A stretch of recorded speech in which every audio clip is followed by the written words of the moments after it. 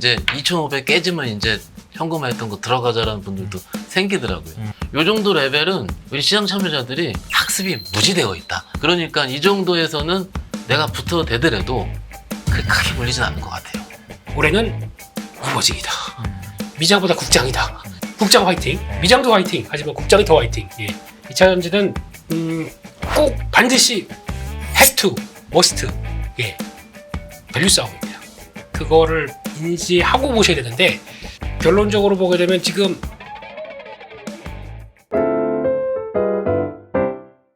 김민수 레몬리서치 대표님, 박현상 유한타증권 부천지점 부장님 함께합니다. 어서 오세요. 안녕하세요. 안녕하십니까. 네, 오늘 증시 어떻게 보셨는지 총평부터 짧게 먼저 들어보도록 하겠습니다. 박현상 부장님. 아, 저부터요? 네. 어떻게 보셨습니까? 아, 장은 얼마 안 빠졌잖아요. 아침에 미국 간 저희가 어제 대체 공휴일 연휴였고 대체 공휴일이 연휴일 때 마음이 불편할 때가 있는데 어제 자기 전에 괜찮았어요. 미국이 그래도 뜨기 시작했고 정말 나스닥 200일선 딱 닫고 올리면서 그 다음에 이틀 연속 오르니까 조금만 더 가면 되겠다 싶어서 잘 잤는데 아침이 힘들었죠. 이게 웬일이야 갑자기 무슨 제조업 지표부터 시작해서 트럼프 관세 어찌됐든 이것저것 봤는데 지수는 괜찮은데 굉장히 피곤해요 지금 눈과 마음과 원래 이 정도면 코스닥 한 3% 빠질 피곤함이거든요. 그래서 시장은 좀 피곤했었다 이렇게 말씀드리고 있습니다. 피곤한 이유는 너무 한쪽만 오르고 안 오른 게 많아서 막 여러 개를 보려고 피곤한 건가요? 아니면 그냥 3일 동안 쉬었다가 화요병이 오신 건가요? 아, 그런 화요병이 올 정도로 쉬진 않았고요. 네. 뭐냐면 오늘 잘 간 것들이 너무 높아요, 위치가. 조정 받을 듯 하다가 네. 쏴버렸죠, 네, 계속. 그렇죠. 그러면은 그것들을 현장 입장에서는 잡을까 말까 고민을 합니다. 그런데 저희가 잡았던 적이 있었겠죠. 저 대리 때, 사원일 때. 용대리 시절 그쵸, 말씀이신 거죠? 그렇죠. 용기 있을 때. 네. 근데 그 결과는 우리가 항상 알고 있으니까는 포모는 아니었죠 오늘은. 좀 뭔가 시장의 주도를 찾아가려고 좀 약간 이렇게 어려운 시장일 때 가장 강한 걸 선택했을 때 시장이 좋을 때는 강한 걸 선택해서도 우리가 수익이 났는데 최근 3년 동안 주식이 많이 바뀌었다고 또 말씀을 드리지만 이럴 때 그런 거 쫓아잡으면 항상 그 결과가 뭐 안 좋은 건 아니지만 그래도 마음은 불편했었던 적이 많으니까 이걸 보고 좀 헛헛했죠 어떻게 보면. 네. 예. 알겠습니다. 피곤하고 헛헛한 시장이었다가 부장님의 총평이었습니다. 네. 김민수 대표님의 총평 어떠신가요? 헛헛하고 피곤했습니다. 네. 똑같네요. 네. 순서만 바꾸셨습니다. 그래도 걱정은 많았는데 그보다 낫다라는 쪽으로 봐야 될 것 같고 근데 일단 양회는 끝나고 보자 이런 느낌으로 그렇게 봐야 될 것 같은데 그래도 뭐 한국은 버틴다. 거기 지난번에 보니까 지난주 금요일날 우리 위원님 모시고 예, 사랑하고 존경하는 위원님 앞에 모시고 예, 그때 말씀드렸던 내용이 MSCI 때문에 그렇다라고 하는 왜곡된 부분들이 있다고 하게 되면 그거 빼고 나머지는 해볼만 한 거네요. 그래도요. 예, 그렇게 봐야 될 것 같고 그리고 오늘 느낀 것 중에 두 개는 첫 번째는 시장 섹터 쪽에 살아있는 게 있다 보니까 그러니까 아까 부장님 말씀하셨듯이 버티는 게 있으면은 낙수 효과가 있지 않습니까? 섹터 안에 낙수 효과. 그거 가지고도 매매할 수 있겠다. 뭐 그렇다고 하나 에어로스페이스 77자에 70만 원 넘었더라고요. 네. 그거 가지고 매매한다 모르겠습니다. 그냥 그게 그렇게 해주면은 밑에 이렇게 쭉 봐서 같이 매매할 만한 것들은 매매해줘도 일단 오늘은 면피할 수 있다. 이런 쪽들은 매매가 아예 못하는 경우가 있고 매매가 하는 경우가 있는데 이거는 해봐도 되겠다라는 쪽으로 보게 되면 그나마 예, 시장이 살려는 주는구나 라는 생각은 들고 있고 두 번째는 이 대체거래소 쪽인데요. 오늘 첫 거래죠. 약간 해보니까 거래가 붙네요. 근데 종목이 지금 10개인가 밖에 없잖아요. 10개가 상장됐죠. 네. 이제 조만간 조금씩 늘려가지고 음. 한 3월달 안으로는 170개인가? 이렇게 되고 조만간 800개까지 들어옵니다. 네. 예, 들어오는데 완전히 하반기인가요? 다 들어오는 게? 거의 다 한다고. 예. 예. 근데 그래서 보니까 거래도 못할 정도 아니고요.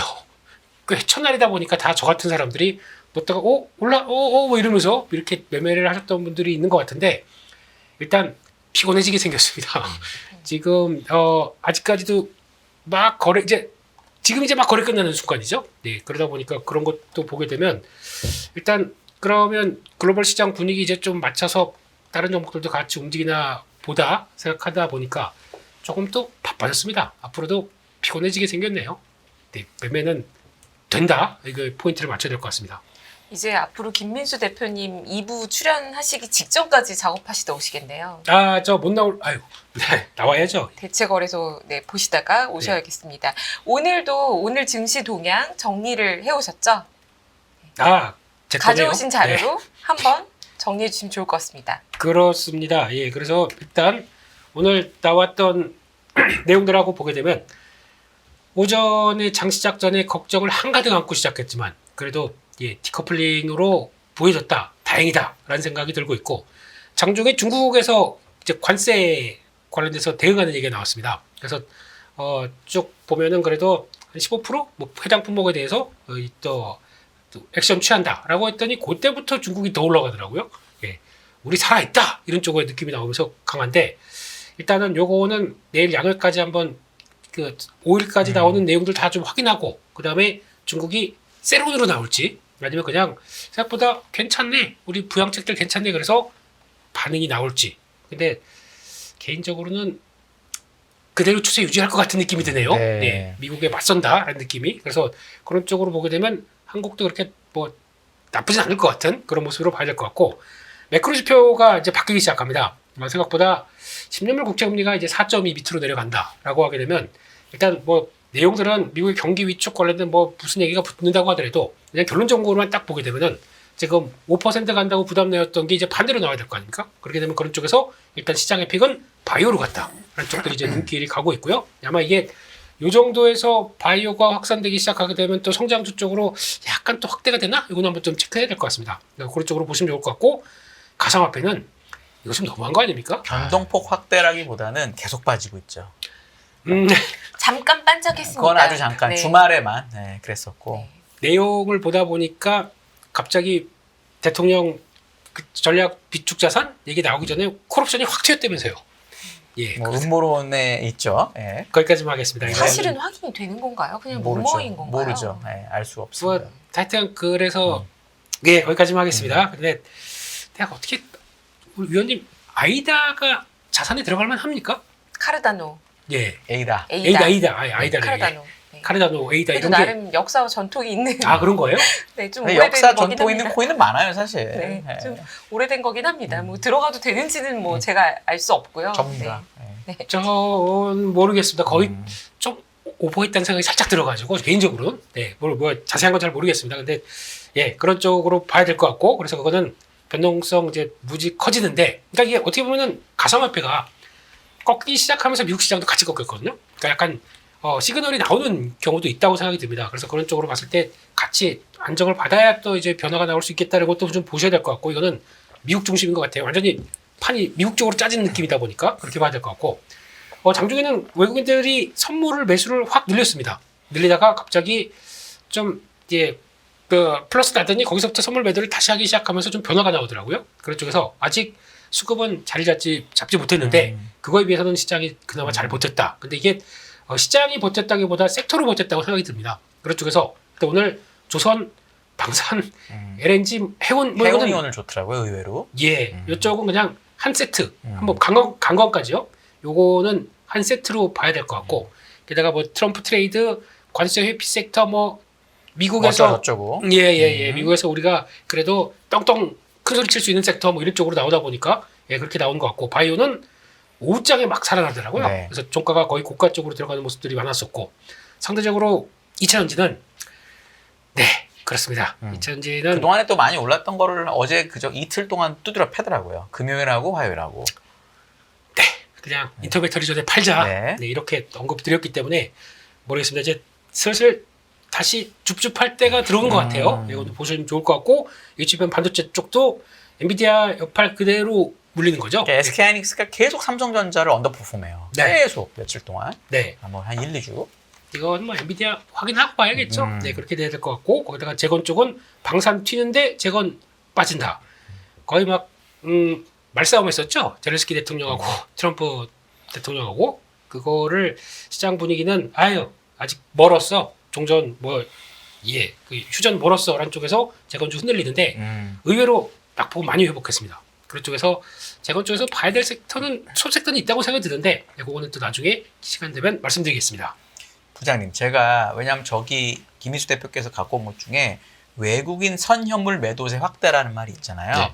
8일인가 9일 연속 외국인이 선물 현물을 다 팔았습니다. 네. 꽤 큰 규모로. 네. 근데 갖고 오신 것처럼 상승 종목 대비 하락 종목도 너무 많고 변동성도 커지고 했는데 지수는 외국인이 8일 동안 그렇게 판 것 치고는 매우 잘 버티고 있어. 우리나라가 아직도 전 세계 3위, 2등을 왔다 갔다 하거든요. 네. 이거 어떻게 해석할지 좀 얘기를 해주시면 좋겠어요. 이렇게 팔았는데도 잘 버티니까 앞으로 세다. 이렇게 팔았는데도 버텼다는 얘기는 앞으로 개인은 많이 팔 거라서 안 좋다. 어느 쪽에 가까워요? 저희 지수가 2,700 가까이 온 2월 19일 날, 18일, 19일, 200일선 처음 뚫어가지고, 와, 드디어 이제. 이제 3천 가나 보다? 네, 불장이다부터 네. 시작해서, 뭐, 난리도 아니었죠, 그때. 그 2주도 안 됐어요. 그때 올라올 때 이상해요. 현물을 사서 좀 삼성전자를 땡겨야 되는데, 현물은 뭐 요만큼 하루에 500억, 1000억 사대고, 선물로 9천억, 6천억 이렇게 사댔거든요.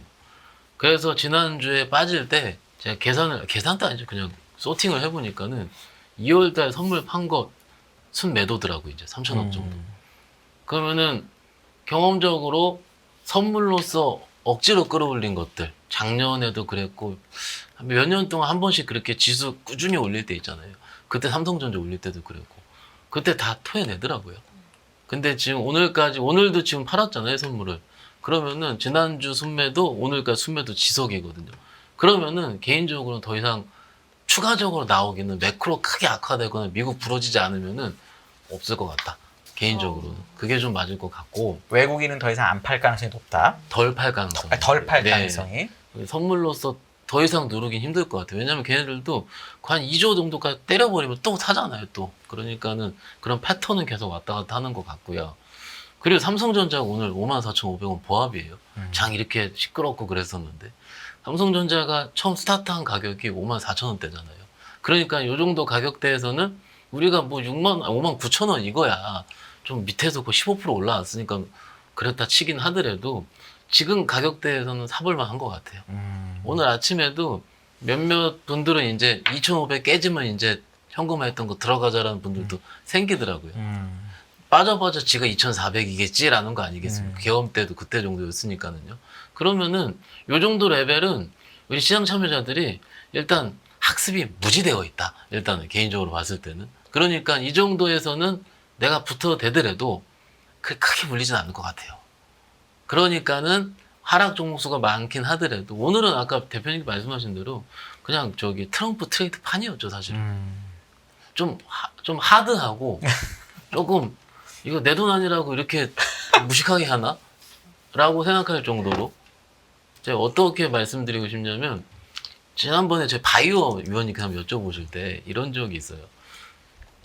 4.8일 때였거든요. 신용물 국채가.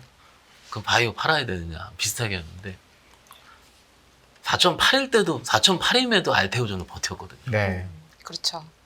그럼 뭐 옆으로 횡보했었거든요. 네. 그러면은 이거죠. 여기서 5가 먼저 가냐 4.5가 내려오느냐 이 게임이라고 저는 개인적으로 말씀을 드렸던 것 같은데 똑같습니다. 지금 2,500 초반대인데 2,400 가는 거랑 2,600, 2,700 가는 거랑 저는 2,400이 확률이 더 낮다고 보고요. 네. 2,500, 600이 좀 더 빠르다고 생각을 하니까 그러면은 좀 해볼만 하지 않을까. 이게 조금 그 섹터별로 너무 하드한 변동성이 있기 때문에 좀 시장이 거칠어 보이긴 하지만 막상 제가 트레이드를 한다는 제 입장에서 봤을 때는 해볼만한 장이에요. 단 오버나잇이 안 되는 건 문제죠. 네. 오늘 하루 했으면 오늘 하루 잘라라. 그렇죠. 내일 하기에는 좀 모르겠어요. 왜냐면은 그건 종목 변동성이 크기 때문에 맞습니다. 네, 종목을 고르는 게 매우 어렵다. 그러니까 그런 오늘은 말씀이시죠? 그 네. 방산조선으로 그냥 대동단결 해가지고 외인 기관이 쌍끌이를 확 들어왔는데 그들이 지난주에도 그랬거든요. 그리고 지난주에 2,000원이 그렇게 들어왔어요. 물론 그거의 근간은 트럼프가 어떤 말을 하느냐, 혹은 관세를 어떻게 되느냐 하는 거긴 할 텐데, 물론 트럼프가 좀 예측하기 힘들긴 하지만, 그러더라도 1박 2일이라는 우리의 그 2박 3일이라는 수익 매매가 있는데, 어쩌면 그렇게 그러니까는 오늘만 살 것 같이 매매를 하는지, 오늘만 살아요. 오늘은 특히도 오늘만 사는 거죠. 그러니까 이게 조금은 저는 그게 이런 변동성이 조금 낯설기도 하고요. 이게 이 변동성이 낯선 변동성이 줄어드는 시기가 있습니다. 지수 안정되면 줄어들지 않습니까? 그러니까는 이게 오늘 변동폭 줄어들었고 내일 플러스 나고 왔다 갔다 한 일주일 정도만 지나면은 다시 또 해볼 만한 시장이 네. 예측이 가능한 시장이 오지 않을까 싶습니다. 이번 주만 좀 힘들고 그래도 외국인 수급상으로 봤을 때 더 나갈 건 아닌 것 같으니 네. 해볼 만한 시장이 다가오고 있다. 이렇게 종합할 수 있겠네요.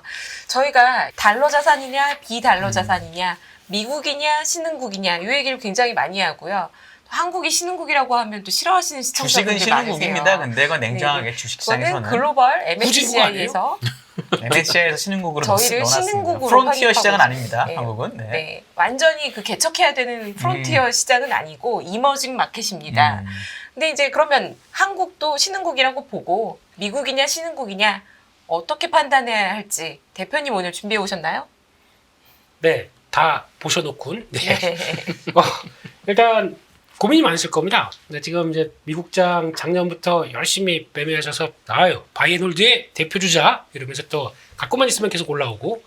근데 그런 신화가 딱 2주 만에 다 무너졌습니다. 네, 그런 쪽인데 그럼 이를 또 어떻게 봐야 되느냐라는 쪽으로 봤을 때 통계를 한번 보시게 되면요. 일단 미국 쪽과 그 이머징 마켓의 과거 동향들을 보게 되면 이거 이제 차트는 이거 많이 나오실 겁니다. 그러니까 즉 이쪽 위쪽으로 쏠리게 되면은 미국이 센 거죠. 네. 그리고 또 아래쪽으로 쏠리게 되면은 그 신흥 시장이 상대적으로 센 거고 그런 쪽의 강도에 따라서 과거 50년대부터 좀 나왔던 변화인데 50년대면 야 거의 75년 됐네요 거의 이런 쪽인데 이런 쪽에서 보게 되면 이제 역사적으로 큰 이제 변환기가 맞는다고 하더라고요. 뭐 자세한 거는 제가 애널리스트가 아니기 때문에 저는 특임입니다.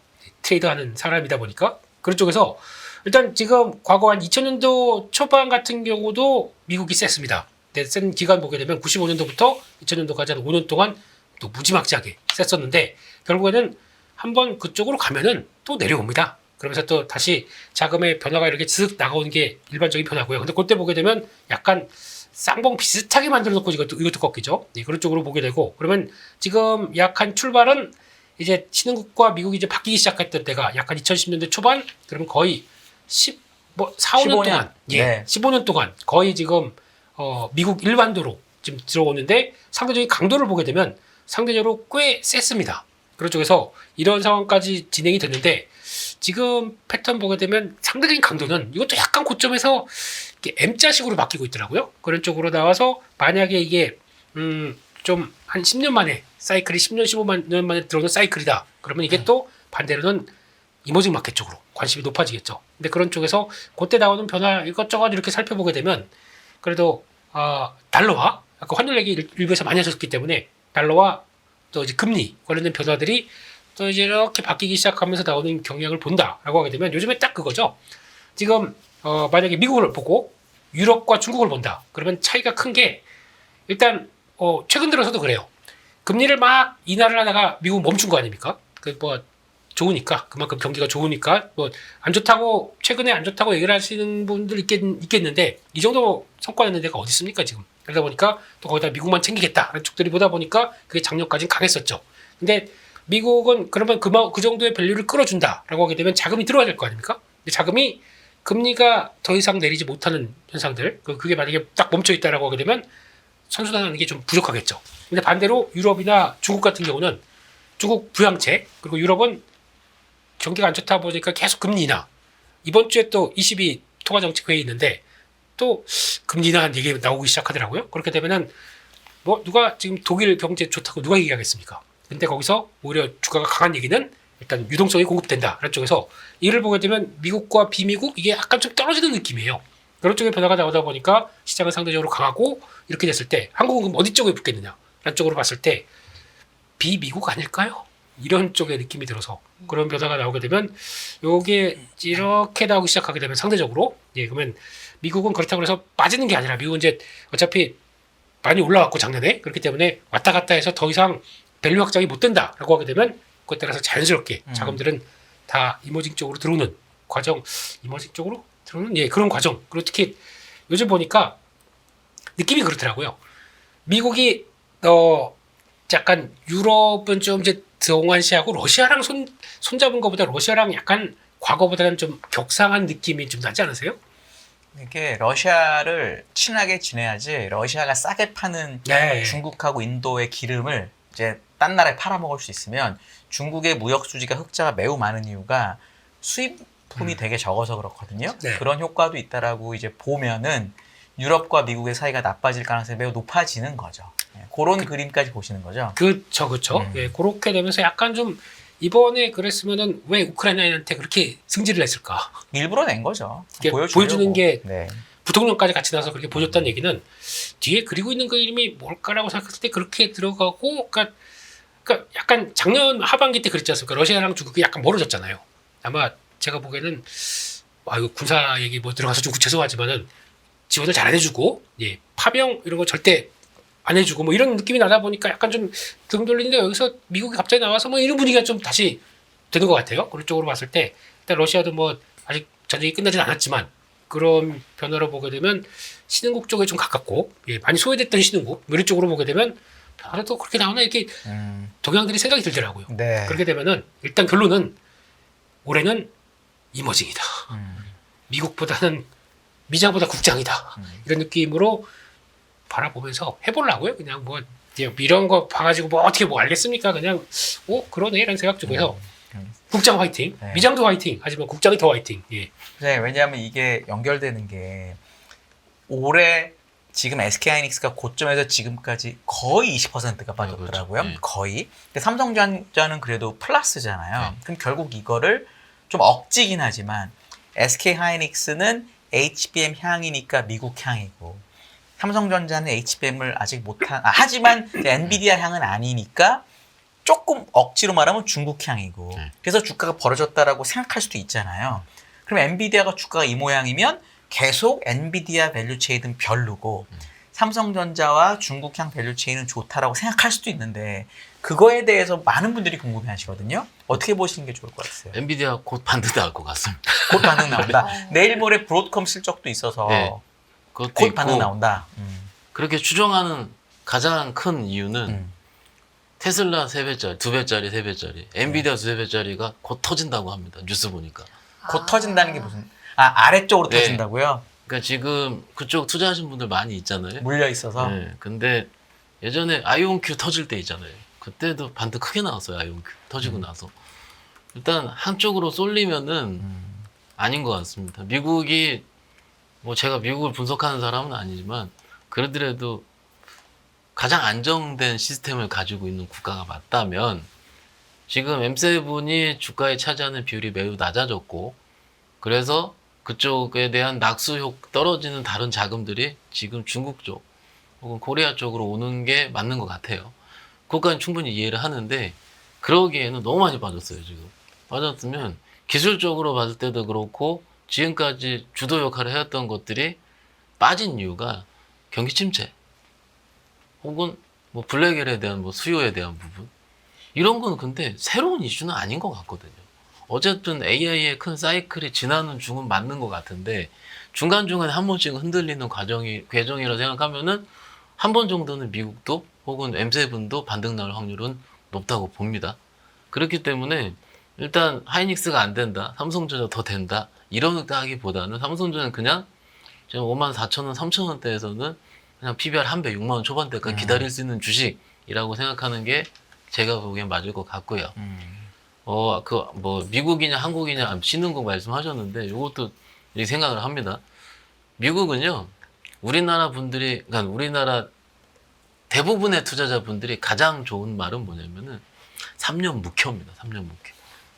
3년 묵히면은 이거 이제 대박 난다고. 그죠? 그 몇 년 전에도 그랬죠. 다 2차전지도 그렇고.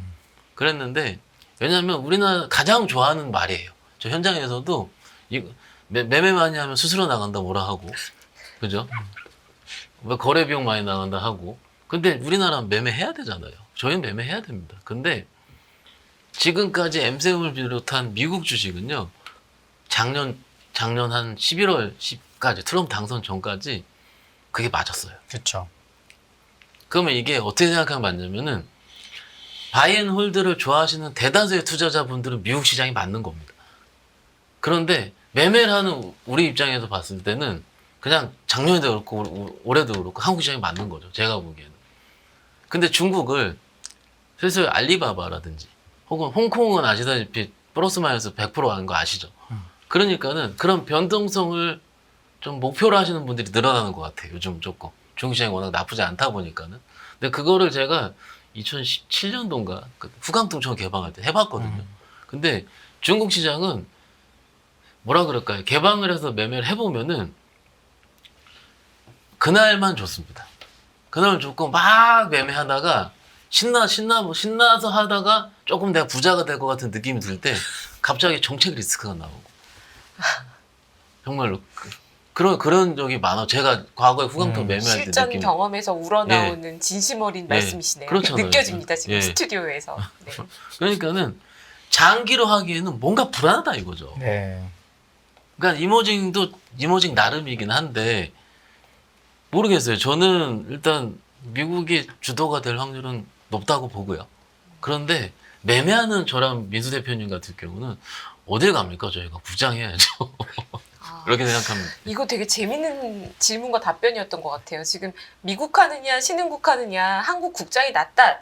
김민수 대표님 말씀해 주시고 바로 한상희 의원님께서 엔비디아가 지금 계속 빠지고 있는데 이거 언제 살아납니까 했는데 그걸 종합해서 지금 말씀해 주신 게 장기에는 미장이 맞고 엔비디아 곧 한번 그 3배짜리 이런 거 청산 한번 일어나면 아니 뭐 근데 기사 나오면 거의 바닥 나오더라고요. 항상. 네. 기사 어제도 나왔잖아요. 그럼 거의 그 정도면 그냥 보면은 엔비디아가 잘못한 게 없잖아요.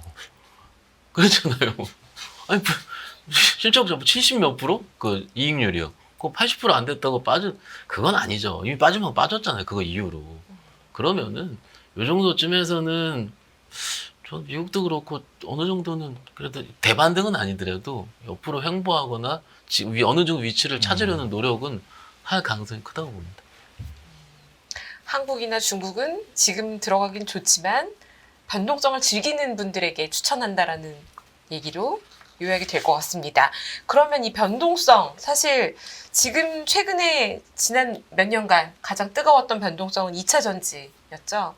여전히 지금 2차 전지는 급락을 했는데 관세 현실화 이게 지금 2차 전지주의 급락 원인으로 봐야 될지 그리고 반등은 언제쯤 있을 수 있는지 어떻게 보시나요? 아 저요? 네. 뭐 변동성 대표님, 좋아하신다고 하셨으니까요. 저 변동성 안 좋아하면 증권사 직원 아니죠. 아무튼 그렇고요. 2차전지는 좀 아쉽습니다. 아쉬운 게 지난 금요일 날 부러졌죠. 한 번만 더 튀었으면은 사람들이 환호했을 거예요. 왜냐면은 개별 종목들이 그 전고체 배터리 관련주 빼놓고는 소위 여기서 싹 돌리다가 한 번 흥분을 안 줬어요. 그러니까 흥분할 만하다 부러진 거죠. 그러니까는 수익이 안 났을 겁니다. 2차전지 아마. 그럼 그게 맞을 것 같고 대부분 이제 뭐 수익 났을 때 팔자 뭐 밑에서 반등 나갔다 하는데 그것을 자스트로 완전 계엄 때 바로 잡아서 여기서 이렇게 해야지 한 15%난 거지 종목들 봤을 때 20% 이상 수익 난 적이 없었고요. 일단 2차전지는 내일 인터배터리 하고 또 내일 유럽에서 그 자동차 산업을 위한 인센티브 방안 발표도 있다고 하더라고요. 근데 그게 둘 다 근데 저희가 그 섹터가 이제 더 가고 안 가고 뭐 세론이고 아니고 할 때는 미리 올라야지 세론이라고 하잖아요. 근데 이건 미리 빠졌거든요. 그렇지 않습니까? 그러면은 그냥 원위치 간 겁니다. 그러니까 원위치 갔으면 이렇게 우리가 원위치 갔을 때 뭐 어떤 생각을 하냐면은 그럼 여기서 산업이 좋아질지 안 좋아질지 봐야 되지 않습니까? 근데 지금 산업이 좋아질 것 같았는데 어제 캐나다한테 관세한다고 하니까 캐나다에 공장 많잖아요. 자동차 공장. 그러니까는 2차전지 업황은 안 좋아질 것 같은 거죠. 그러니까 부러진 거죠. 어떻게 보면. 그러면은 또 어떻게 봐야 되냐. 관세 봐야 됩니다. 관세. 전 그렇게 생각합니다. 관세. 대표님은 그럼 관세 해결되면 2차 전지 반등하는 건가요? 아니요. 그럼 2차 전지는 희망이 없는 건가요? 아니요. 얘기해 주시죠. 2차 전지는 꼭 반드시 have to, must. 예. 밸류 싸움입니다. 그거를 인지하고 보셔야 되는데 그거 모르면 그냥 그거보다 그냥 주가가 막 올라가는 거 뭐 따라갔다가 이제 또 나가고 이게 벌써 몇 번째입니까? 근데 그럴 때마다 꼭 체크하셔야 되는 게 그거라고 보는데 일단 결론적으로 보게 되면 지금 그거 한번 볼게요. P와 Q를 본다고 했을 때 P는 이제 단기 바닥권에 들어왔습니다. 탄산리튬 같은 경우 더 이상 안 빠져요. 예, 안 빠지는데 여기서 만약에 중국이 약간 변화가 나오기 시작하면서 만약에 시클리컬 쪽을 돌릴 만한 그런 경기 부양책들이 나온다라고 하게 되면 같이 올라갑니다. 그럼 P가 올라가겠죠? 그럼 거기서 자극을 받을 거고 Q는 솔직히 지금 유럽이나 미국이나 1월달 판매 지표 보게 되면 돌았어요. 탁 터납니다. 그 어렵다고 하는 미국도 이제 돌고 있거든요. 근데 유럽은 제가 보기 금리 때문에 그 이제 내부재 쪽이 좀 자극을 받는 것 같은데 그런 쪽이 돌아서 근데 이게 얼만큼 그러니까 경제 체력이 안 되는데 유동성만 가지고 얼만큼 되겠느냐라고 반문이 있다 보게 되면 그건 모르겠습니다만 작년 1, 2년 대비해서는 유럽도 돌아섭니다. Q도 돌아선 느낌이 나죠. 근데 여기서 중요한 거는 와 이게 P와 Q가 이제 살아나다 보니까 우리가 야 예전만큼 해보았던 그 정도 가격대는 다시 갈 거야 라고 생각하지만 그 정도 가격이 그때 밸류만큼 지금 다시 줄 수 있겠느냐라고 할 때는 못 줍니다. 그래서 항상 성장주는 그래 버리거든요. 시간이 지나면 제가 처음에 느꼈던 것만큼의 강한 밸류가 못 들어오는 거지 않습니까? 근데 그거를 생각하고 그러니까 잘못하게 되면 이게 고점이 낮아질 수가 있어요. 근데 그런 걸 모르고 이제 고점대 근처 왔다고 그래서 야 이번엔 돌파하겠지. 이 대응하시지 말란 얘기거든요. 그렇게 되면은 이제 돌아지면 확인하면서 이게 실적도 변하는 구간들이 이제 들어올 겁니다. 아마 하반기 되면 턴할 것 같아요. 턴하는데 최악의 상황 지나고 돌아선다라고 하는 것과 그러면 실적이 개선된다는 것과 밸류는 다른 얘기거든요. 그걸 가지고 옛날 고점 보면서 거기서 턴한다. 이건 말이 안 됩니다. 그렇기 때문에 제가 자꾸 왜 2차전지 얘기만 나오면 트레이딩 하라고 말씀을 드리는 게 지금 같은 경우는 또 이러고 있다가 또 실망 매물 한번 나와서 더 한번 훅 밀리잖아요. 살 때입니다. 반대로. 그런 쪽 갔다가 또 언제 또 한번 쭉 끝나고 나가게 되면 다시 이렇게 고개 쓱 들어오거든요. 그럴 때 또 다시 포인트 잡고 이렇게 심리와 반대로 연결되는데 항상 2차전지는 왜 턴에서 고개만 딱 들게 되면 다들 매수 이거만 외치는지 모르겠어요. 그럴 때마다 진정하세요. 그러게 되면 저한테 욕을 잘 하시고 네. 이게 트레이더는 그렇게 따라가시는 게 아니거든요. 그러니까 좀 약간 요거 봐라 했었을 때가 위험한 순간이 될 수도 있는데 왜냐면 고성장주였고 밸류 높았던 부분이기 때문에 그걸 좀 약간 피부로 어떻게 좀 피부로 느끼는 걸 말씀을 좀 드리고 싶은데 그렇게 되면은 차라리 지금부터는 이제는 매도가 아니라 매수 쪽을 찾아보시는 게 더 맞겠다라고 봐야 될 부분인 것 같고 그렇죠. 그래서 만약에 본다고 하게 되면 그러면 이제 그림이 좀 바뀌었거든요. 그러니까 지난번에도 왜 전고체 배터리가 어떻게 변하는지에 대해서 한번 언급을 드렸었는데 일단 오늘 중요한 단기 지지권 깨고도 우르르 밀렸습니다. 그러면 이제 내일까지 해서 또 한번 좀 쭉 하고 또 빠지는 모습들이 나오겠죠. 그런 거 나왔었을 때 차라리 그 섹터 안에서 더 고성장하고 더 그림을 그려와서 밸류를 끌어올릴 수 있는 쪽들을 보라라고 하게 되면 차라리 전고체가 낫겠네요. 그렇게 보시는 것도 좋은데 지금은 아닙니다. 지금은 한 두어 번 더 흔들흔들 해야 변화가 들어올 것 같습니다. 그렇게 보고 있습니다. 네. 2차 전지가 산업의 업황이 개선되거나 뭐 본격적인 상승 구간은 아니고 다만 급락 후에는 또 트레이딩은 해볼 정도가 되는 것 같다. 네. 정도로 이제 올라서 따라 사지는 말자. 이렇게 제발 말씀해 주신 플리즈. 거. 네, 네. 제발 그러지 마시고 김민수 대표님에게 선플 좋은 댓글도 좀 응원의 댓글도 좀 부탁을 드리겠습니다. 제발 플리즈. 네.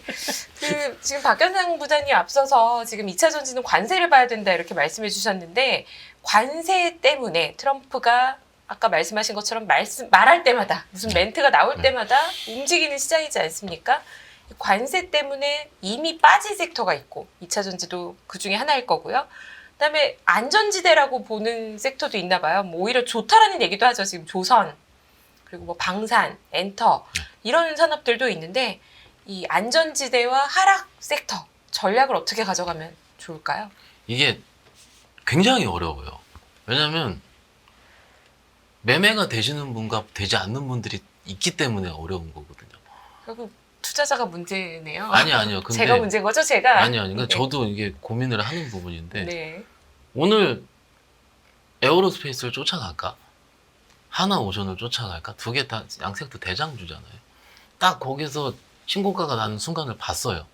시장 안정적일 때는 그거 쫓아가야 됩니다. 그래야지 그 5, 6%라도 바로 수익이 나는데 손이 안 나가는 거죠. 왜냐면 장이 좀 어렵기도 하고 여기서 가다가 갑자기 또 트럼프가 다른 얘기하면 또 어려워지니까 그래서 그 중간에 있는 섹터가 엔터더라고요.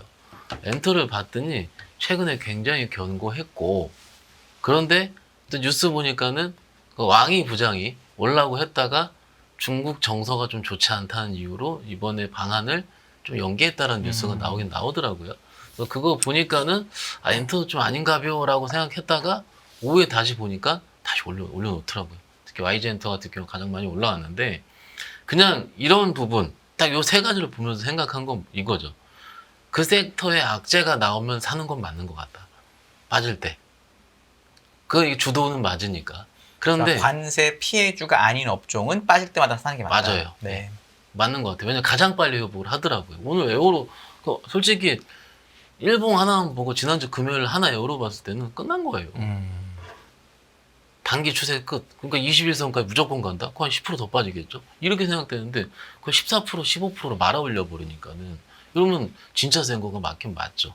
그리고 이미 빠진 섹터, 뭐 예를 들어 2차전지, 또 자동차 이런 것들이 있잖아요. 이거는요. 저는 반등 나온다고 봅니다. 예를 들어 은행이나 네. 이 금융주도 사실 밸류업 없어지고 나서 최근에 사실 언더퍼폼을 많이 했거든요. 네네. 이런 것도 이미 빠진 섹터에 들어가나요? 들어가죠. 들어가는데 사실 개인 투자자분들이 좋아하는 섹터에 은행은 들어가지는 않습니다. 그렇죠. 예, 그냥 은행은 작년에 밸류업이 만들어낸 일단 매매가 가능했던 섹터였죠. 근데 지금은 뭔가 한 2, 3년 전쯤에 관심으로 멀어진 것 같고요. 은행 섹터는 일단 뭐 배당도 거의 지나갔고 그러니까는 일단 개인적으로 봤을 때는 뭐 자동차든 2차 전지든 이쪽은 내 성향이 좀 기다릴 수 있는 성향이다. 그럼 이쪽도 괜찮다고 봐요. 그러면은 관세 때문에 안전했던 섹터는 시장 주도가 맞잖아요. 그럼 거기를 빠질 때 내가 매수하는 거고 이쪽 미리 빠져 있는 섹터는 살살살살 사는 거죠. 좀 길게 보고. 그 성향이 다른 거지 않습니까? 근데 재미는 이쪽에 맞겠죠. 그리고 매매 보니까는 이쪽 누르면 이게 세게 튀더라고요. 그렇죠. 또 이게 누르면 이게 세게 튀고요. 예전에 반도체랑 바이오 같아요. 상대적으로 그 좀 반대 성질에 있는 것들. 어차피 이게 시소 게임이든 시장의 관성이든 그건 모르겠는데 여전히 이것도 역시 트럼프의 입에. 근데 최근까지는 금요일날, 월요일날 화요일날, 오늘 빼고는요. 트럼프가 아무 말 안 할 때는 이미 빠진 섹터가 강했어요. 네. 이건 맞지 않습니까? 근데 그 섹터 강할 때 기존에 뭐가 깔려 있었냐면 3월 30일 공매도 재개에 깔려 있습니다. 지금 오늘처럼 조선 방산이 강하니까 공매도 재개 얘기 안 나오잖아요. 우리 시장 특징이에요. 그냥 세면은 악재 아무도 얘기 안 합니다. 근데 막상 또 한 2, 3일 또 눌리면은 또 이제 이게 또 공매도 재개 앞두고 이제 차익 실현 나서나 봐. 그게 또 이유라 그래요.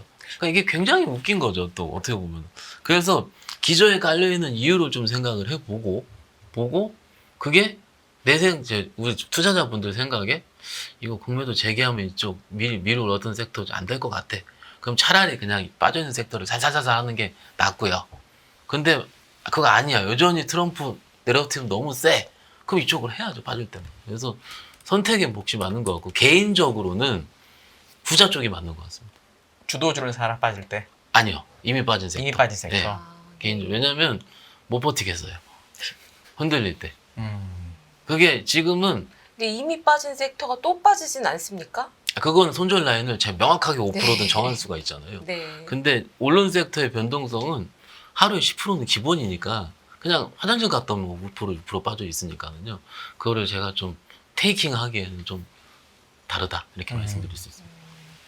대표님이라면 어떠실까요? 관세 안전지대라고 하는 조선 방산 약간 빠질 때 이 주도 섹터를 다시 사는 게 나을까요? 아니면 이미 빠진 섹터 자동차 이런 거 살까요? 내가 시각을 어디로 보느냐에 따라 근데 다릅니다. 대표님은 일주일이면 너무 초장기니까 일주일에 장이 열려요? 일주일에? 모릅니다, 그것도. 예. 근데 그런 거보다가 지금 요즘같이 변동성이 크다라고 하면 변동성을 타는 매매를 해야 될 거 아닙니까? 네. 그렇게 되면은 뭐 포지션 뭐 이것저것 뭐 구축해놨다고 하더라도 일단 변동성 클 때는 현금을 좀 조금 늘려놔야 돼요. 그래야 아까 우리 부장님 말씀하신 것처럼 변동성 때문에 두려워하지 말고 변동성을 잘 타고 이게 서퍼 입장으로 타고 하는 것도 K증시에서 꼭 필요한 덕목이라고 생각합니다. 그렇게 되면은 지금은 솔직히 저기 돈이 안 들어가고 있는데 여기 막혀 있는데 누가 하수구 구멍 뚫을 때까지는 이거 아직 이렇게 멈춰 있는 거 아닙니까? 그러니까 물이 아직 고여 있어요. 그런 고인 쪽에서 아직 뭐가 성과가 안 나오거든요. 그러면 거기서 기다리고 하는데 그러려면 결국에는 저기 트럼프 행정부에서 뭐 얘기를 해줘야 될 거 아닙니까? 근데 지금 명분을 쌓고 있는 과정 쪽에서 뭔가 반대적인 얘기를 한다. 아직은 어려운 것이라고 봐야 될 것 같고 거기다가 또 확정을 해줘야 되는데 확정을 하기에는 지금 우리가 아직까지는 뭐가 없어요. 지금 그렇다고 권한대행하고 얘기를 할 수도 없는 거고 그러다 보니까 좀 시간이 좀 걸린다고 봐야 되겠죠. 그렇게 되면은 그런 관점 쪽에서 봤었을 때는 아직 좀 시간이 많이 빠지게 되면 또 올라오는데 올라오는 속도가 매매를 할 만큼의 강한 쪽들인지는 아직 모르겠습니다. 그러다 보니까 일단 지금은 붙어있는 쪽에서 하는 게 맞는데 그렇다고 이제 우리 사랑하고 존경하는 위원님의 회사 같은 그런 그룹 쪽 종목들은 많이 올라 있습니다. 그렇게 되면은 일단 그것도 뭐 매매 대상으로는 볼 수는 있겠지만 그거는 왠지 그러니까 약간 시장에서 상징적인 의미라고 저는 생각하거든요. 그냥 주도주인 거죠. 그렇죠. 주도 업종의 예. 주도주. 네, 그거는 뭐 따라붙어서 할 수 있으면 좀 하겠지만은 그거보다 이게 갔었을 때 나머지가 이제 좀 쳐졌다가 돌아가는 이제 뒷종목들이 더 약간 중형급 종목들이 더 빠른 경우가 더 많거든요. 그러니까 차라리 그렇다고 해서 이거 꺾이면 이것도 같이 꺾이겠죠. 네. 근데 매매는 같은 섹터 안에서 할 수가 있겠다라고 하게 되면 폭은 이건 갖다가 이제 내리는 폭 확인하면서는 그러면 내가 여기서 샀다고 하게 되면 변동폭이 커지다 보게 되면 의외로 확 벌어집니다. 근데 2등, 3등주는 이거 꺼지는 거 보고 움직이게 되면은 뒤늦게 빠지는 거는 있겠지만은 대처할 수 있는 건 이게 훨씬 낫더라고요. 그러니까 그거를 대응하는 게 더 낫겠다는 입장 쪽에서 물론 이거 꺾이게 되면 그것도 이제 그냥 완전히 흔들림이 나오겠지만 그 시간차는 대응하기가 이게 좀 더 낫다라는 쪽으로 보시는 게 나을 것 같고 그렇게 되면은 결국에는 또 그러다가 잘 걸리면 아무튼 잘 고르면 걸리면 좀 그렇고요. 너무 걸리면 운 같지 않습니까? 로또 아닙니까? 선택하시면 네. 여기서 나올 수 있는 변화들은 오히려 그러면 이 밸류가 그대로 또 같이 적용된다 그러면은 이게 의외로 또 많이 오를 수 있다. 탄력을 그러니까 플러스 알파에 대한 요인들을 생각한다 그러면 이쪽들이 날 수가 있기 때문에 저라면 그쪽으로 하는 게 좋을 것 같고 근데 모아가면은 뭐 자동차니 뭐 지금 소외된 것들은 할만합니다. 지금 이 정도 밸류거든요. 그렇죠. 근데 이 준비해 오신 것 중에 이제 네. 관세 사이클이라고 된 거는 결국 관세가 앞으로 어떤 계획에 맞게 붙고 그게 주식시장이나 경제 상황에 어떤 영향을 줄지에 대해서 얘기하시는 거죠? 이거 하려고 하는 거는 약간 그냥요. 근데 어쨌든 보여주시죠. 지금 어디쯤 와 있습니까? 그래봐야 이제 초기입니다. 이제 초기. 네. 요거가 한 지난주인가 막 돌아다니더라고요. 네. 그거를 보시면서 무섭네요. 선생님 좀 잘 봐주십시오. 네. 인사도 좀 드리고 예의 바르게. 근데 이게 지금 그런 것 같습니다. 지금 이제 많이 분위기를 봐야 될 게 트럼프 1기와 2기 때 나왔던 내용들과 같이 조합해 보게 되면 일단 1기와 2기는 다르다라고 얘기를 했는데 거기서 나올 수 있는 게 요거 같아요. 요게 제일 다른 것 같아요. 그러니까 얼만큼 여유를 보여줄 수 있느냐 이런 차이들. 그러니까 좀 룸을 얼마큼 남겨줄 수 있느냐 차이인데 지금 보게 되면 시작부터 해서 뭐 관세 전쟁이라고 표현을 했습니다. 그런 쪽에서 매도 물량 출회되면서 이거 이제 시작 때 뭐 3월 4일 뭐 4월 2일 뭐 이런 식으로 이제 일정 딱 맞추면서 그때 좀 혹시나 룸이 있지 않을까 싶은데 그냥 go 이러다 보니까 거기서 이제 깜짝깜짝 놀라면서 시장에서 약간 경기일 듯이 시장에 반응이 나오죠. 그래서 그게 지금 진행되는 과정인데 그런 쪽에서 항상 1기와 2기 다른 거는 1기 같은 경우는 솔직히 그렇잖아요. 아직 내 편이 없다 보니까 막 강공을 해야 그 다음에 거기서 반응이 나오고 그거 가지고 이제 또 반대하는 쪽들 막 다스리고 하는데 지금은 다 내가 하면 다 훅 따라옵니다. 행정부도 그렇고. 그러다 보니까 내가 마음대로 할 수가 있어요. 상대방은 그러면 거기다가 액션 취하게 되면 거기서 또 같이 나오겠죠. 그런 쪽에서 이게 지금 누구나 다 알 겁니다. 지금 뭐 워렌 버핏이 오늘 얘기했던 것처럼 관세를 통해서 이거는 전쟁이기 때문에 그에 따른 미국의 피해도 만만치 않다는 쪽들을 얘기하는 것도 물론 있는데 그거 지금 트럼프가 신경 씁니까? 안 쓰는 거죠 지금은요. 왜냐하면 명분이 중요해요. 그래서 농민들 그리고 또 노동자들 위해서 우리 미국이 관세를 통해서 이렇게 좋아지는 거를 보여줘야 되는 입장이다 보니까 거기서 밀고 갔는데 반대할 사람도 없고 그러면 진행되는 거죠.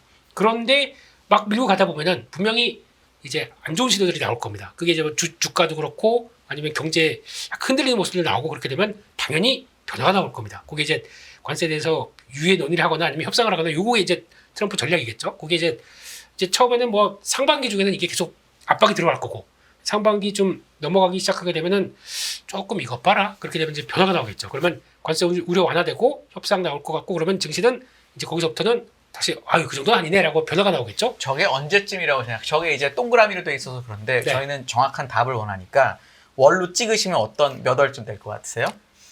I'm not Trump. 그래도 예측해 주세요. 추정. 트럼프의 손가락으로 찍어주시면 좋겠네요. 언제쯤 찍- 하반- 하반기 계시네요. 정도로 보시나요? 저 증시 반등 저 빨간색 부분에 빠르면- 결국 빅테크 같은 것들이. 근데 지금 시장에서 분위기는 음. 상호 관세 이게 제대로 빨리 시행되기 어렵다라고 보고 있는 입장이거든요. 근데 이제 어제부로 약간 그것도 한다라는 쪽으로 많이 바뀌는 분위기긴 해요 지금. 그러니까 이제 왔다 갔다 하게 되면 이미 요번에 세게 나와서. 예 그러다 보니까 이제 이랬다 저랬다 할 수 있는데 일단은 4월 초 같습니다. 4월 초부터 4월 초가 저 유엔온인가요? 아니면 증시 반등인가요? 여기 같아요. 그러니까 여기가 여기에서 여기 요 정도 예. 예, 요쯤에서 그때부터가 이제 그 진짜 하냐마냐 근데 하기에는 좀 미국도 데미지가 크다라고 그럼 생각하게 결국 되면 3월 달에 잘 미국 증시를 보고 있다가 뭔가를 사면 네 앞으로 좋아질 수 있다는 얘기네요. 저는 그렇게 생각합니다. 근데 여기서부터보다 이게 더 중요한 것 같아요. 요 단계. 그러니까 아무리 관세나 또 미국이 강하게 나간다고 하더라도 에이 지난번에 보니까 나중에 또 협상하네라고 하는 그 여기까지 들어가기 시작하게 되면은 이때부터는 그다음에 이제 이런 노이즈가 일기 때보다는 빠르게 좀 그렇죠. 완화되는 쪽으로 나오지 않을까. 그게 빠르면 하반기 쪽 이런 뉴스가 나오게 되면 그때부터는 좀 그렇게 되고 그러면 이제 이렇게 변화되면서 이제 그러니까 연준도 액션을 취하는 게 확인이 됐고 경기가 위축되다 보면 그러면 그때부터는 다시 변화가 들어오면서 그런데 그러면 이렇게 보다 보니까 어우 잠깐만 시장이 이제 날 안 믿어주네 더 세게 나갑니다. 그럼 그때 한번 또 시장이 이렇게 올라왔다가 잠깐만 트럼프 대통령 살아있네 그러면 또 다시 출렁이고 이런 것들이 좀 반복될 것 같긴 한데 근데 이게 반복될수록 여기 더 무게가 많이 실릴 것 그리고 같다. 강도가 이제 약해질 주식의 변동성이 약해지겠죠. 그렇죠, 똑같은 그렇죠. 일을 계속 맞는 거니까 우리 네. 내년 선거도 있고 해서 네. 한 바퀴만 돌면 좀 나아지겠네요. 그러면. 요때까지 참아야 되는데. 그러네요. 네. 요때 가지고 참는데 이제 아마 미국장이 더 민감하게 박연영을 할 것 같아요. 지금 분위기는. 네. 근데 그거를 얼만큼 잘. 그러니까 이제 박스권으로 그려보게 되면 그러니까 트럼프 대통령 당선 때 나왔던 지수 때와 그 이상으로 나왔던 거기가 이제 갈림길인 것 같아요. 그 밑으로 내려가게 되면 명분이 안 설 거 아닙니까 또. 지금 본인도? 나스닥이 약간 그때보다도 약간 내려오긴 했어요. 그렇죠. 5% 넘게 빠져서. 네. 그러면 또 트럼프 관리 이런 거 들어갈 모르겠습니다. 근데 그렇게 되면은 또 그때부터는 다시 이제 박스권의 움직임 쪽으로 보면서 대응은 가능한데 한데 이거 나올 때까지 일단 기다려 봐야겠죠. 네. 알겠습니다. 네.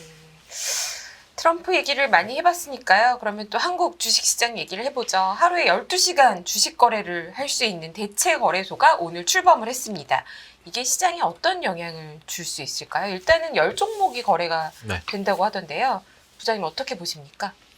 일단 오늘은 그렇게 크게 변동성은 있지 않았죠. 종목별로 그렇고. 근데 장 끝나고 다시 이제 시작하는 시간의 시장에서 봤더니 YG엔터 갑자기 급등이 나오더라고요.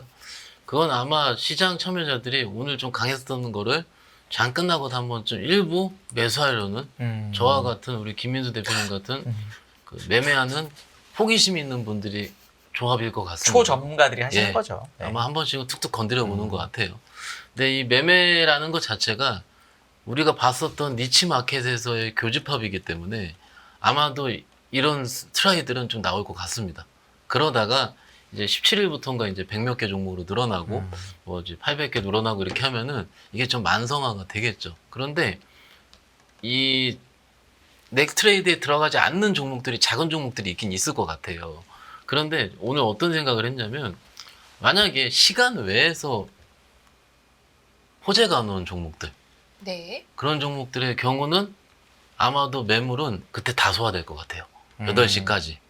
여태까지 주식시장의 패턴은 뭐냐면 장 끝나고 그 뉴스가 빵 나오면은 4시 한 반에서 5시부터 시간으로 띄운 다음에 띄운 거를 그 다음에 갭상승하고 갭상승 빼가지고 그렇게 매매가 이루어졌었거든요. 그러다가 이제 진짜 강력한 거 한두 개만 이렇게 상한가 치고 그런 구조였는데 그런 구조들은 많이 없어질 것 같습니다.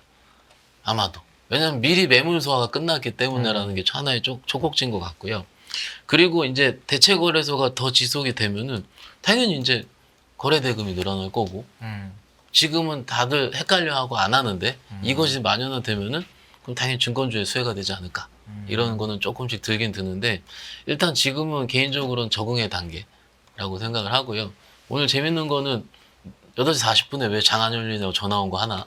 그죠? 50분부터 이제 시작을 하는 거죠. 다 몰랐어요. 그죠? 그리고 요거 하나고 20분에서 30분 사이부터 이런 것도 좀 있고. 그리고 이제 제도가 이제 정착되는 과정이고 오늘 직원들끼리 얘기한 거는 그 중간값 있지 않습니까? 중간값도 있는데 그게 체결이 일부 되긴 되더라고요. 호가 사이에. 그래서 호가가 비어 있는데도 불구하고 느니까는 어느 누가 이제 채가는 이런 것들 충분히 이루어질 수 있으니까 이런 거는 이게 사실 솔직히 수익률에는 크게 도움은 안 되긴 하는데 안 돼 조금 싸게 사드려야 돼요. 안 되긴 하는데 이제 그 저희 영업점 입장에서는 손님들한테 생색을 낼 만한 내가 싸게 사드렸어요 라든지 이런 것들은 조금 되지 않을까 싶어서 조금 더 적응을 해보도록 하겠습니다. 네. 대표님 어떻게 보셨습니까? 거래하시니까 느낌이 어떠셨나요? 거래량이 확실히 좀 늘어나긴 할 거라고 보십니까? 이제 뭐 몇몇 종목에만 한정돼 있긴 합니다. 이번에 10종목이 다 그럴 상황들이 아니고, 근데 제가 느끼는 거는 올해 이번 달 말만 돼도 800개 들어오거든요.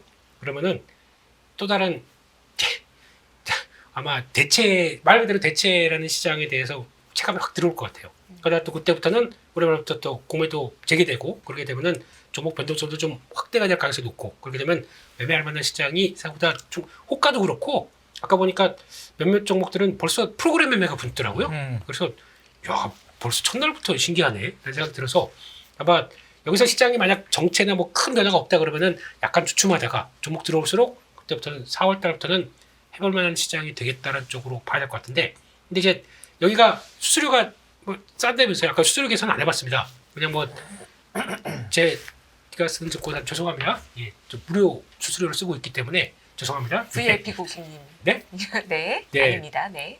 내년까지 무료라고 그러더라고요. 아, 예, 네. 그래서 거기가까지도 아마 무료라고 알고 있습니다. 그러다 보니까 신경 안 썼는데 그런 쪽으로 나갔을 때 보게 되면 좀 싸진 뭐 수수료 때문에 저희가 그래도 매매하고 안 하고 그런 거 차이는 안 나거든요. 근데 증권사 입장 쪽에서 아까 말씀하셨듯이 플러스업이 더 되는 모습들이기 때문에 그런 걸로 보게 되면 조금 더 변동성과 함께 하게 되면 증권주 쪽에서는 업사이드 되는 게 더 있겠다라고 바라보는데 제일 중요한 거는 시장 거래 활성화죠. 그러니까 지난주까지 정유시장 쪽에서도 한 20조가 넘었던 게 이제는 2, 3일 동안은 또 안 됩니다. 17조 대까지 좀 주춤해 있습니다. 그렇기 때문에 그런 거 보고 근데 또 거래가 주춤했을 때도 신용이 또 확 올라오다 보니까 증권사 주엔 또 도움이에요. 그러니까 그런 것들이 얼마큼 시장에서 반영될지 모르겠는데 계속 체크를 해야 되겠다. 대형사 중심으로 체크를 해야겠다 싶은데 또 뭐 대형사는 오늘 아침에 난리였어요. MTS 거래 안 붙고 계속 튕기고 그러다 보니까 뭐 여기는 안 계시는구나. 예, 다행입니다. 그래서 그런 것도 있었는데 이제 초기 변화라고 보고 해봐도 되는 시장 일단 그렇게 생각하고 붙어봐야 될 것 같습니다. 네.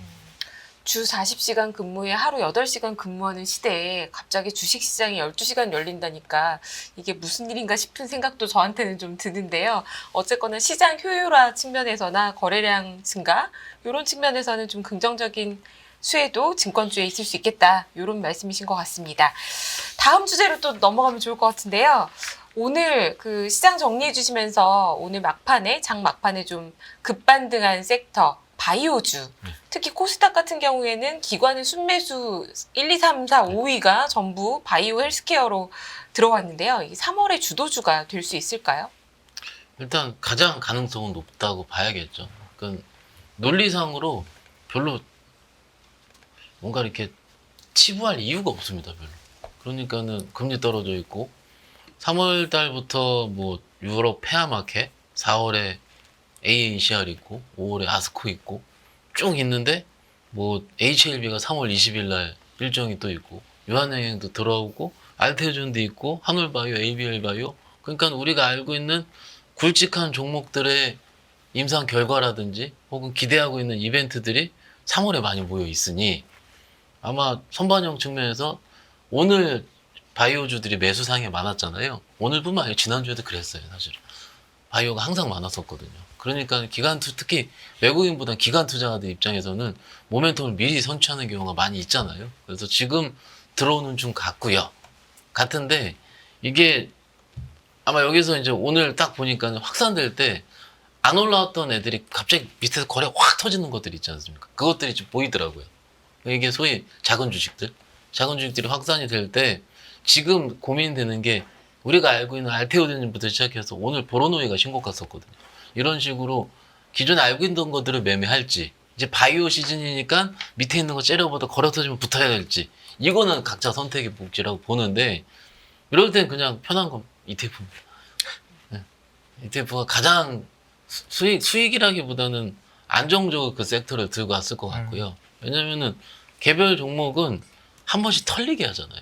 중간에. 특히 바이오일수록. 그렇기 때문에 이럴 때일수록 ETF를 보는 게 개인적으로는 좀 바이오 입장에서 어떨까 싶고요. 조금 플러스 알파를 원하시는 분들이 있을 거예요. 그러면은 플러스 알파 또 아시잖아요. 뭐 아마 AACR에 누가 참여하는지 이거 미리 검색해가지고 밑에서 들어가는 거. 이런 것도 여러 방법이 있는데 지금은 또 말씀드리지만 사람들이 아는 거 해야 됩니다. 그냥 아는 거. 제일 많이 아는 게 또 알볼이잖아요. 알테오젠, 보로노이 뭐 이런 거죠. 그러니까 그 안에서 좀 매매하시는 게 낫다고 생각하고 있습니다. 네, 바이오의 긍정적인 흐름, 그래도 좀 긍정적으로 보시는 말씀으로 이해했고요. 종목이 워낙에 이 급등 급락이 예. 너무 많고 네. 종목이 많으니까 ETF도 좋은 대안이 될 수 있다. 그리고 좀 더 알파를 원하신다면 찾아보셔라. 이렇게 조언을 해주셨습니다. 저희가 많은 이슈 다뤄봤는데요. 이만 저희는 물러가야 될 것 같습니다. 다 함께 인사드리도록 하겠습니다. 김민수 레몬리서치 대표님, 박현상 유안타증권 부천지점 부장님 함께 해주셔서 감사하고요. 그리고 저희는 진행의 한상희 위원님, 그리고 저는 김열미였습니다. 고맙습니다. 안녕하세요. 이승입니다. 더 많은 영상을 보고 싶으신 분들은 화면 오른쪽에 있는 구독 버튼을 눌러주시기 바랍니다. 그리고 영상을 보시면서 좋아요는 필수인 거 아시죠? 항상 인포맥스 라이브를 사랑해주셔서 감사합니다.